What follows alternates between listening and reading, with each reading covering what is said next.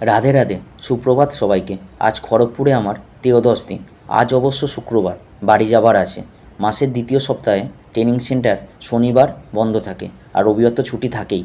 তাই মনে একটা আনন্দ কাজ করে, কারণ তুমি যেখানেই থাকো বাড়ির মতো সুখ কোথাও নেই। দীর্ঘ 2 বছর পর হাতে হাঁটা প্র্যাকটিস করছিলাম। প্রথম দিকে তো ব্যালেন্সই হচ্ছিল না ঠিকঠাক। একবার তো ব্যালেন্স হারিয়ে খুব জোরে পড়েই গেলাম। ভালোই চোট পেয়েছিলাম কোমরে। একদিন চলতে ফিরতেও অসুবিধা হচ্ছিল। জীবনে আমি অনেকবারই পড়েছি, আর যতবার পড়েছি ততবারই নিজেকে আরও দৃঢ় করে সেই কাজটা করতে এগিয়েছি। আর মাঝে মধ্যে সফলও হয়েছি। এবারও সফল হলাম। পরের ল্যান্ডিংগুলো সুন্দর হয়েছিল, কোনো অসুবিধাই হয়নি। আজ আর যোগা বা প্রাণায়াম কিছুই করিনি, কারণ সকালের যোগার ক্লাস আছে। তাই রুমে ফিরে সকালের প্রাতরাশ সেরে যোগার ক্লাসে চললাম।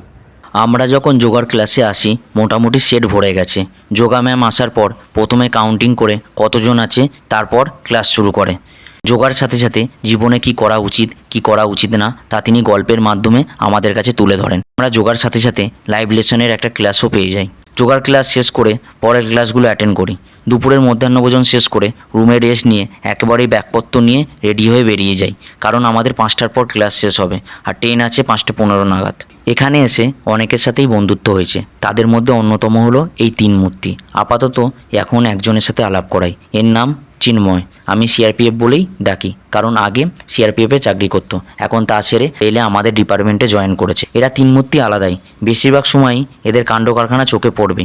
সময়ে কখনো ক্লাসে আসবে না, মাঝে মধ্যে ক্লাস না করেই পালায়, কিন্তু তিনজনই খুব ভালো। এই 12-13 দিনেই এরা এমনভাবে মিশে গেছে, মনে হয় এরা সকলেই ছোটোবেলার বন্ধু। নিজেদের মধ্যে ফ্যাচলামের সাথে সাথে খুনসুটি চলতেই থাকে সারাদিন ধরে। পরের ক্লাসগুলো অ্যাটেন্ড করি। অবশ্য যেহেতু বাড়ি যাওয়ার আছে, তাই সময়ের আগেই আমাদের ছুটি হয়ে যায়। ছুটির পর টোটো ধরে খড়গপুর স্টেশনে পৌঁছাই। স্টেশনে পৌঁছে ধৌলি এক্সপ্রেস ধরে সাঁতরাগাছি স্টেশনের উদ্দেশ্যে রওনা দিই।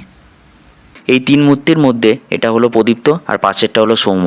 দুজনেই খুব ট্যালেন্টেড। এদের ট্যালেন্টের কথা পরে একদিন শোনাবো। সাঁতরাগাছি এলে সকলে নেমে পড়ি। সাঁতরাগাছি থেকে আবার আমতা লোকাল ধরে হাওড়ায় আসি। সেখান থেকে 8:30টার বর্ধমান ভায়া কর ধরে বাড়ি ফিরি।